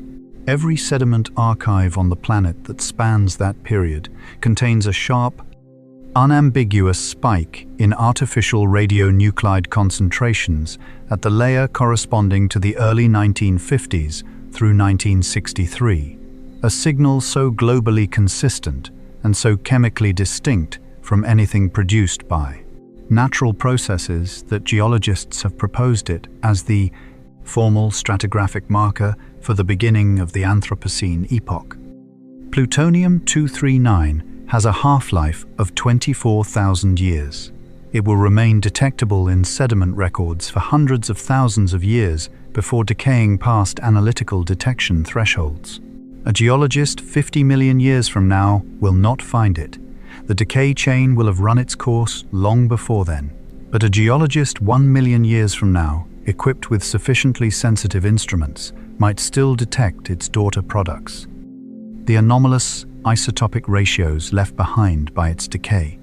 The nuclear testing era will leave a faint but real fingerprint in the geological record for timescales that exceed all of recorded human history by orders of magnitude. Microplastics are writing a different kind of record, and the full extent of it has only become clear in the past few years. These are not plastics that have been deliberately discarded in the ocean. They are the inevitable fragmentation products of plastic materials exposed to sunlight, mechanical abrasion, and biological degradation over years and decades. By 2023, microplastics had been documented in locations that collectively span every environment on the planet. In the deepest point of the ocean, the Mariana Trench, 11 kilometers below the surface. On the summit of Everest. In Antarctic and Arctic sea ice. In the water droplets that form clouds. In rain falling on wilderness areas hundreds of kilometers from any industrial source. They are in the sediments accumulating on ocean floors right now. Building a layer that will compress over geological time into a distinct stratigraphic horizon, a thin band of synthetic polymer particles that has no precedent in any previous geological era and that will be identifiable in some form for millions of years. The carbon isotope signature needs no elaboration at this point in the story. It is exactly what is seen at the PETM boundary, a sharp, globally coherent shift toward carbon-12 enrichment driven by the release of ancient organic carbon into the active carbon cycle. The Anthropocene boundary in future sediment cores will show the same excursion, the same direction, the same chemical logic. Future geologists, human or otherwise, running isotope analysis on a core spanning the last 100 million years will see two events that look chemically similar. A line at 56 million years before their present, and a line at whatever their present is, minus roughly 200 years. Two carbon spikes. Two planetary disruptions, written in the same isotopic language. And then there is the biological record. The current rate of species extinction is estimated at 100 to 1,000 times the background extinction rate that characterized the periods between the 5 previous mass extinction events. This is not a projection. It is a measurement drawn from population surveys, range data, and species assessments compiled by the International Union for Conservation of Nature and research institutions across multiple continents. The fossil record of the future will show a sharp reduction in species diversity at the Anthropocene boundary, followed by whatever biological recovery and reorganization follows a pattern structurally identical to the extinction boundaries the geologists use to mark the 5 great mass extinctions in Earth's history. The end Cretaceous boundary, where the non-avian dinosaurs disappear, is one of the most recognizable features in the entire geological record. The Anthropocene boundary will eventually be another one. Here is what ties all 4 of these signals together into something almost darkly comedic. They are precisely the categories of evidence that Schmidt and Frank identified as the potential markers of an ancient industrial civilization. PETM, isotopic anomalies, synthetic material accumulations, carbon excursions, biological extinction boundaries. Humanity spent the first act of this story asking whether those signals in 56-million-year-old rock could indicate a previous civilization.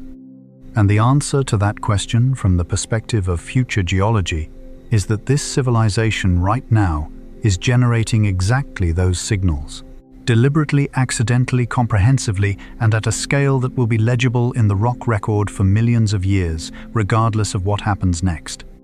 There is something that sits in an uncomfortable space between absurdity and tragedy in the realization that the most durable legacy of 8 billion people, tens of thousands of years of cultural development, and 2 centuries of industrial civilization may ultimately be a thin layer of microplastic. Particles, a radioactive isotope anomaly, a carbon-12 excursion, and an extinction boundary. Not the art, not the science.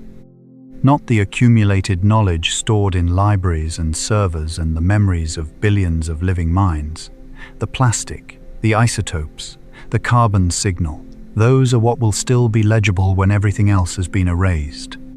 If the Anthropocene is defined by what it leaves in stone, then humanity is entirely by accident, producing the clearest stratigraphic evidence in geological history that an intelligent industrial species existed here, which is either reassuring or deeply unsettling, depending entirely on how you choose to sit with it.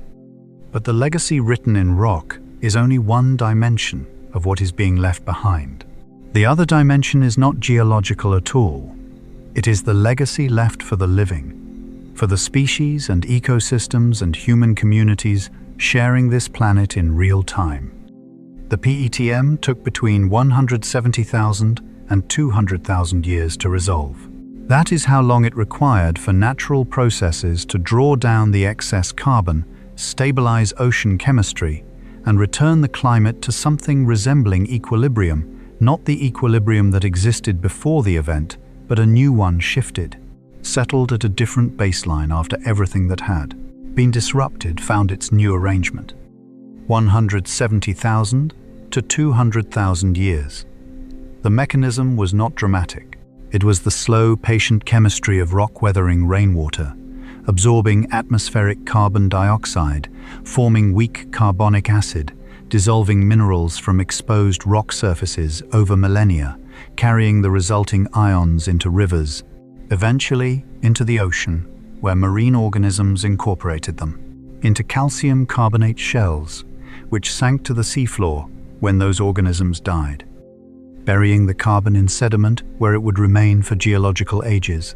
This process works. It is the primary, long-term carbon regulation mechanism the planet has used across its entire history. But it is not fast.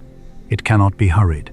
It operates on the timescale of mountain erosion, of continental weathering, of the slow, patient dissolution of stone by slightly acidic rain across 100,000 winters. 200,000 years is not an abstract number. Place it against the full scope of human history, and it becomes visceral. Modern Homo sapiens, anatomically and cognitively similar to people alive today, first appeared in Africa approximately 300,000 years ago, based on fossil evidence from sites including Jebel Irhoud in Morocco. The behavioral modernity that distinguishes human culture, symbolic art, complex language, long-distance trade networks emerged around 50,000 years ago.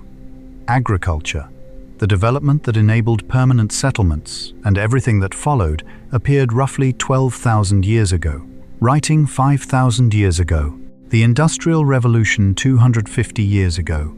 The entire span from the first farmers to the present. All of recorded history. Every empire, every scientific revolution, every war. Every generation of parents and children fits inside 2% of the recovery time that the PETM required. This is what 200,000 years actually means. As a unit of time relative to human experience, it is longer than our species has existed in recognizable form by a significant margin. Now apply that timescale to the present situation. Even in the most optimistic scenario, one in which global greenhouse gas emissions were brought to zero starting tomorrow, which is not happening and will not happen, the carbon dioxide already present in the atmosphere would not simply disappear. The atmospheric lifetime of carbon dioxide is not a single number, because different removal processes operate at different rates. But research from the National Oceanic and Atmospheric Administration and multiple climate modeling groups converges on a sobering figure. Approximately 20% of carbon dioxide emitted today will remain in the atmosphere 1,000 years from now. Not most of it, but a fifth of every ton burned, still circulating, still trapping heat a millennium into the future. The heat already absorbed by the ocean adds another layer of inertia. Water has an extraordinarily high heat capacity. It absorbs and retains thermal energy far more effectively than air or land. The ocean has absorbed more than 90% of the excess heat generated by greenhouse warming since the industrial era began. That stored heat does not immediately release when surface warming slows. It continues influencing climate-driving evaporation, warming polar waters, undermining ice shelves for centuries after the atmospheric forcing that caused it has been reduced. Sea levels will continue rising, driven by both ongoing ice melt and the thermal expansion of warming seawater for centuries after emissions stop, because the ocean does not cool on a human schedule. The comparison that captures this most honestly involves a stove. Turn off the burner, and the pot does not stop boiling instantly. The residual heat in the metal element in the water itself continues driving the process for some time after the energy input has ceased. The analogy is imperfect in scale, but accurate in structure, except that in the planetary case, the pot has the volume of the Pacific Ocean. The residual heat represents decades of accumulated forcing, and some time is measured in centuries rather than minutes. This is not an argument for despair. It is an argument for precision about what actions now actually accomplish and what they do not. Stopping emissions today would not stop the consequences already in motion, but it would determine the ceiling on how bad those consequences become.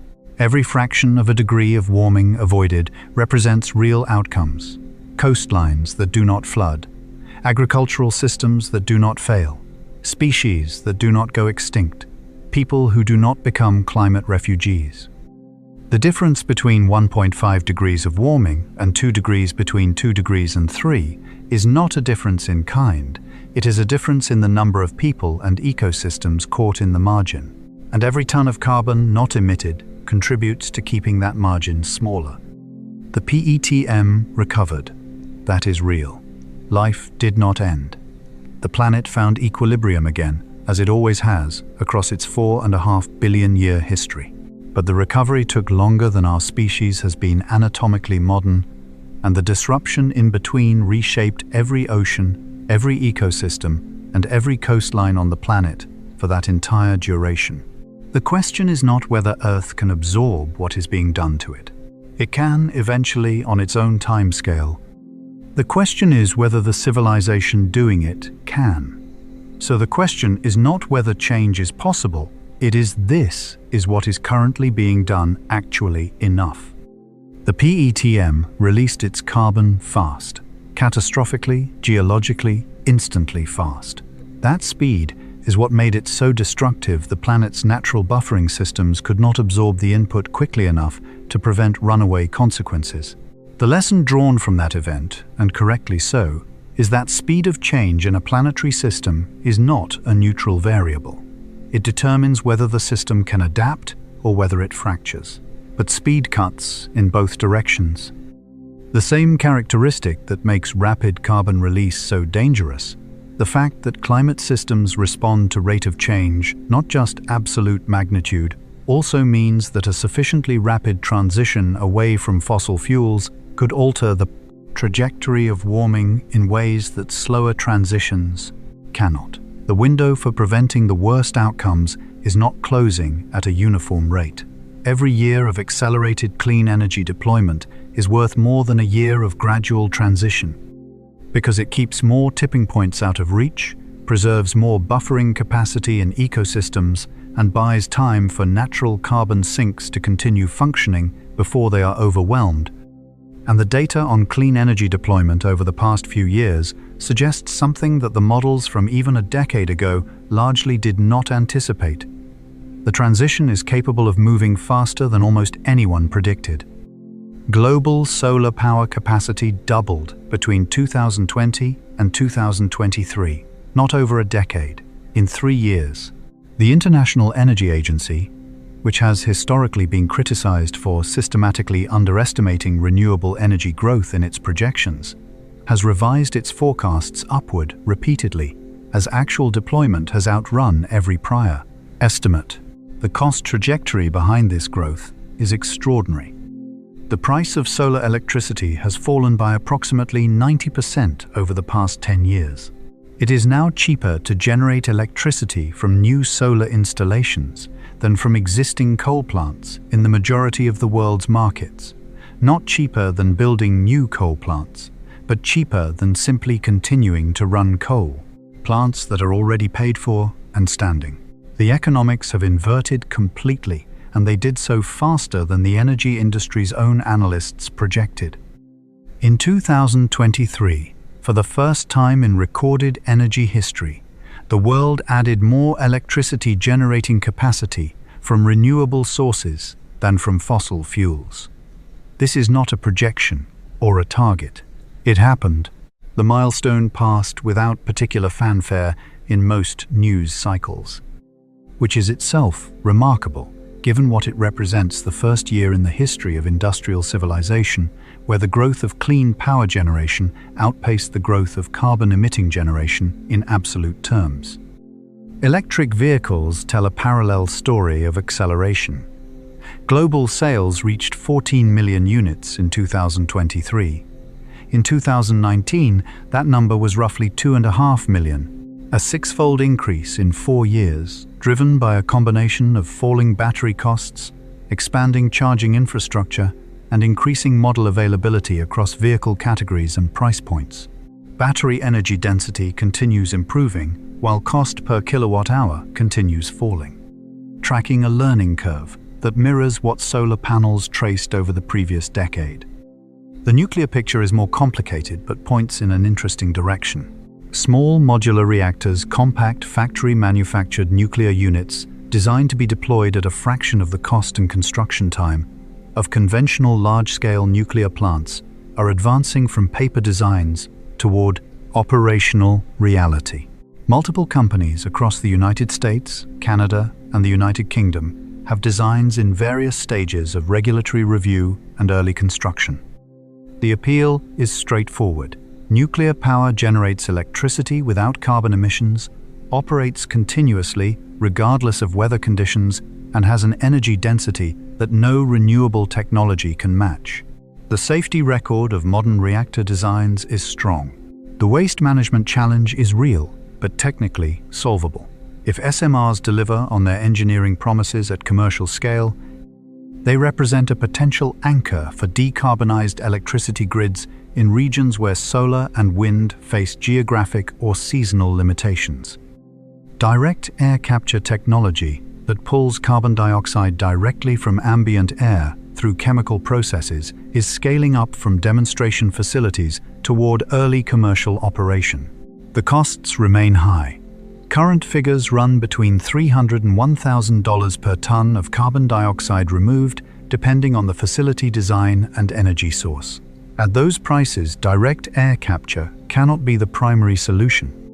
But the cost curve for new energy technologies has historically followed predictable learning rates as manufacturing scales and engineering matures, and there is no fundamental physical reason why carbon capture costs cannot follow a prey.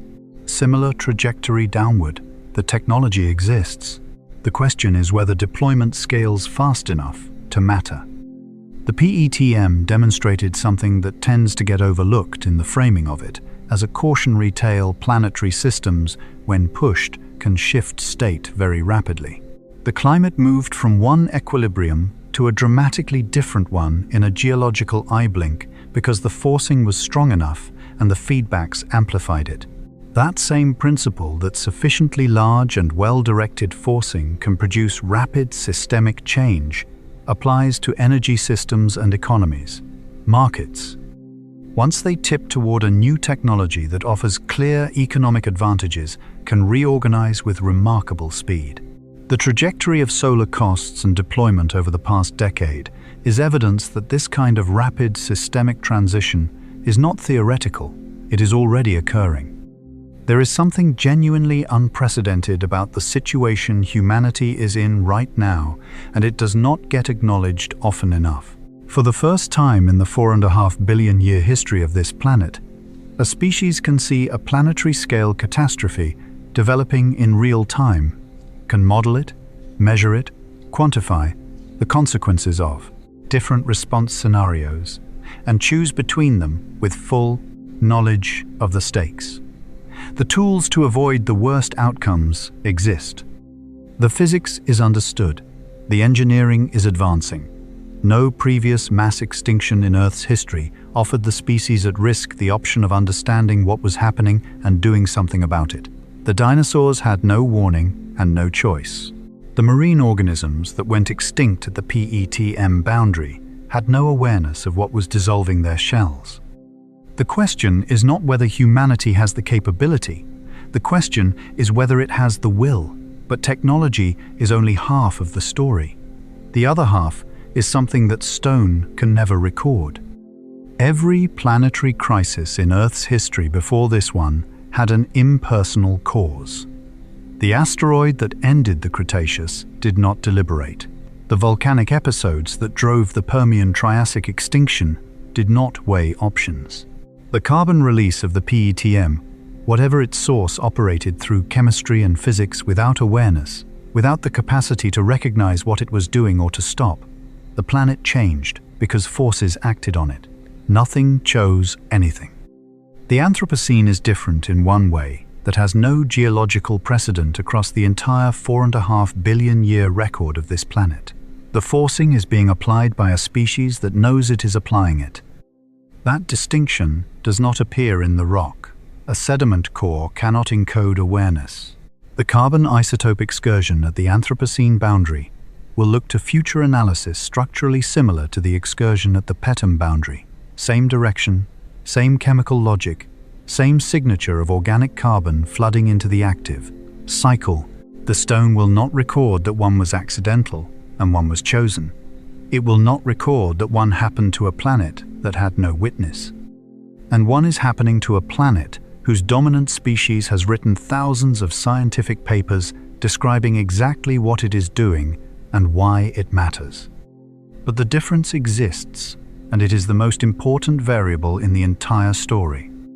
If the Silurian Hypothesis describes a real event, if there was a civilization during the PETM that industrialized, released carbon, triggered runaway, warming, and collapsed, then that civilization almost certainly did not understand what was happening.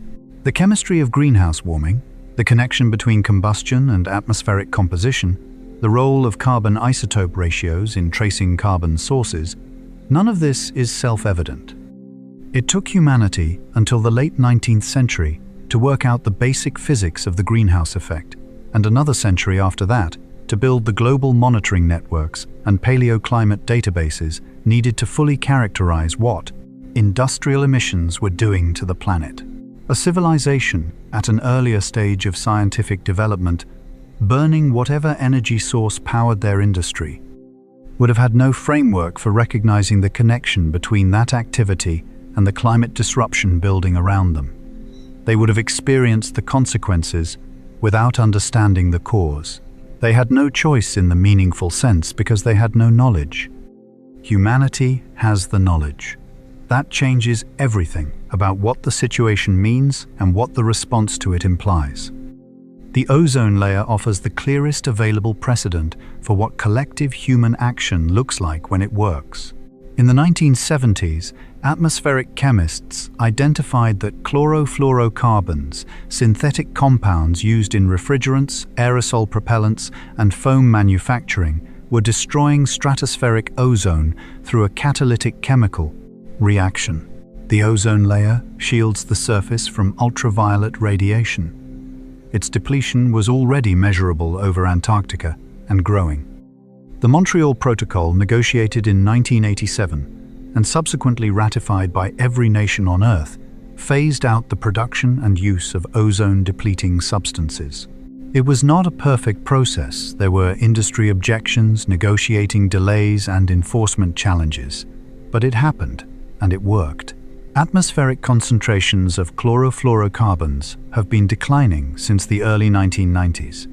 The Antarctic ozone hole has been slowly recovering. Current projections from the World Meteorological Organization indicate full recovery of stratospheric ozone to pre-industrial levels by approximately 2066. A planetary wound caused by industrial chemistry, identified by science, addressed by coordinated global policy, and now healing on a measurable trajectory. That happened within a single human lifetime. The precedent is real. The relationship between individual action and systemic change is often framed as a binary. Either personal choices matter or they do not. Either individual behavior can save the planet or it cannot.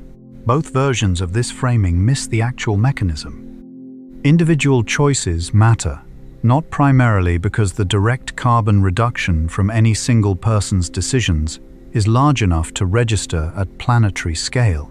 It is not, but because collective shifts in individual behavior generate the market signals, the political pressure, and the cultural normalization that drive systemic change. The rapid growth of electric vehicle adoption did not happen because any individual buyer decided to save the planet. It happened because enough individuals chose the product for enough reasons.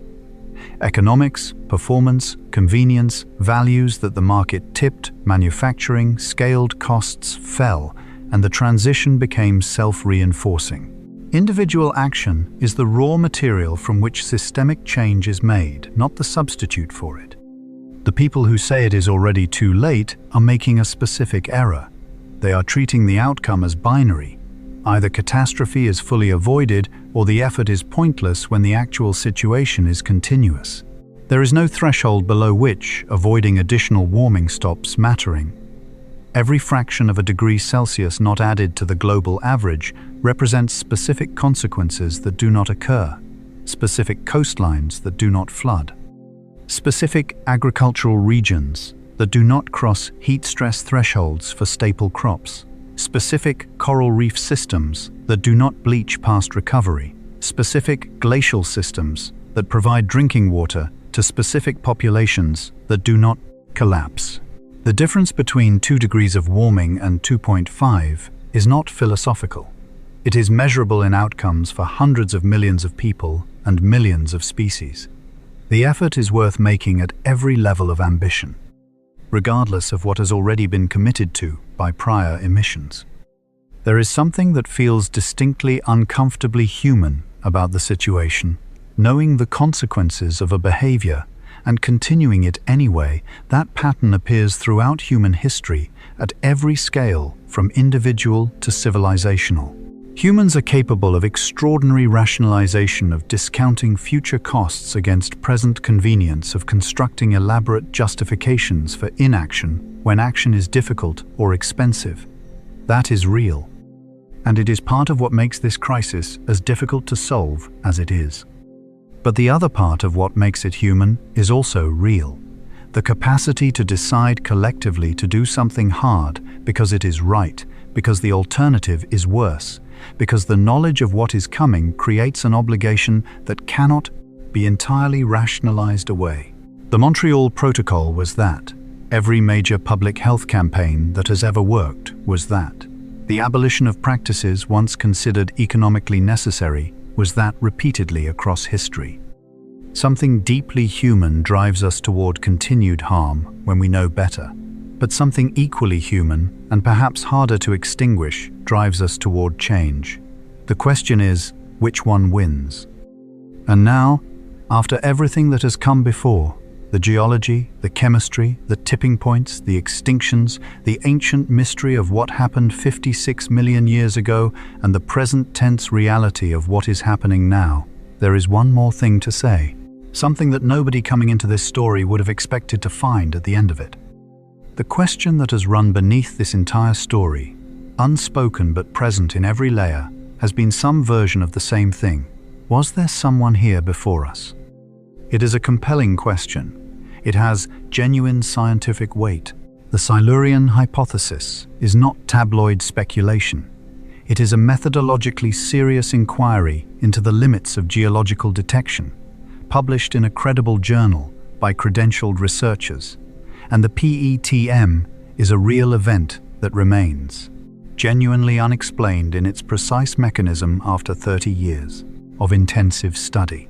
The question deserves to be taken seriously, and it has been, but it is the wrong question. Not wrong in the sense of being unimportant, wrong in the sense of being aimed in the wrong direction along the axis of time.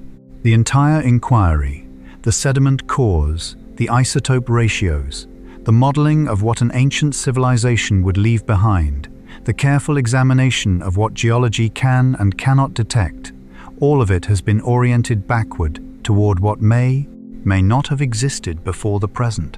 And in doing so, it has been asking about something over which nothing can be done, which is by definition the least actionable version of any question. The question that actually matters, the one with consequences that extend into territory where choices are still possible, points forward.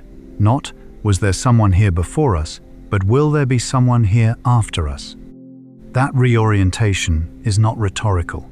It changes what the evidence means. The PETM record the Silurian Hypothesis, the Great Filter, the tipping points, the carbon isotope excursion in 56 million-year-old rock. All of it reframes completely when the reference point shifts from past, future. And the answer to the forward-facing question is not written yet. It is being written now in decisions made across the next few decades by governments, by industries, by the cumulative weight of individual choices aggregated across billions of people who are alive right now and who will be alive in the years when the trajectory either bends or does not. The window in which that trajectory can be meaningfully bent is not infinite. This is well established in the climate science literature, and the specifics is matter. The choices made between now and roughly 2050 will determine whether the worst tipping point cascades are triggered or avoided. Not forever. The planet will eventually reach a new equilibrium regardless. But for the timescale that any civilization currently alive will experience, for the timescale of human lives, of children born today, and the world they will inhabit at 70. Now extend the frame outward. Not 50 years, not 200,000 years of PETM recovery, outward to the scale of the galaxy itself. Astronomers studying the age distribution of stars in the Milky Way have established something that carries implications most people have not fully absorbed. The majority of stars in this galaxy are significantly older than the Sun, which formed approximately 4.6 billion years ago. The Milky Way has been producing stars for roughly 13 billion years. The average stellar age skews older. This means that if planetary systems capable of supporting life are common, and the exoplanet surveys of the past 2 decades suggest that rocky planets in habitable zones are extraordinarily common, then the civilizations that could have emerged around those older stars would have had billions of years more than humanity has had to develop, expand, and either survive or not survive the challenges of technological maturity. Billions of years. The number is so large that it resists meaningful intuition. But consider what it implies. If intelligence emerges with any regularity in the universe, some of those civilizations had their industrial revolution not thousands of years ago, but billions of years ago. They faced whatever version of this moment. They faced the point where their energy use began reshaping their planet, an almost incomprehensible span of time before any human ancestor walked upright on the African savanna. If they survived, if they found their way through the transition from a civilization powered by whatever their version of fossil fuels was to something sustainable, something that did not destabilize the planetary systems they depended on, then they have had billions of years to develop further. To spread, perhaps. To communicate, perhaps. To leave signatures in the universe that something with the right instruments might detect, and the universe is silent. That silence is the most disturbing data point in this entire story, and it has been sitting in the background since the Fermi paradox was introduced.